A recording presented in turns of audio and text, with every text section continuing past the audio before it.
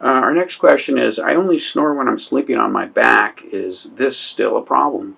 Well, that's a positional breathing problem that you have. In other words, when you're laying on your back and gravity in the mandible and the tongue is falling back, it's narrowing your airway.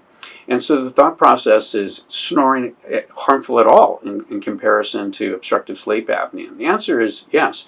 Snoring has been found to increase the risk of carotid artery atherosclerosis because of the vibration and the inflammation secondary to that.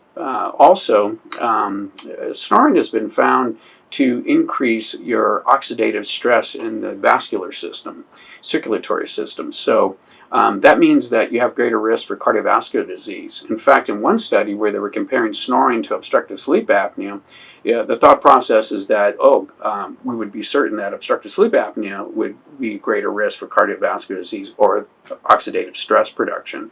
Oxidative stress, that inflammation in your vascular system, is what produces the cardiovascular disease, the clotting, the blood clotting, the thickening that then ends up in heart attack and stroke.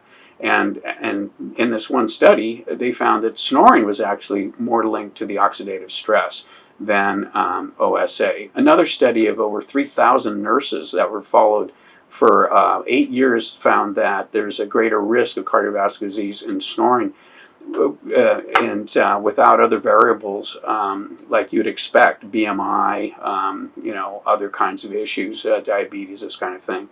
So there's lots of studies showing that snoring in itself is really bad for your health.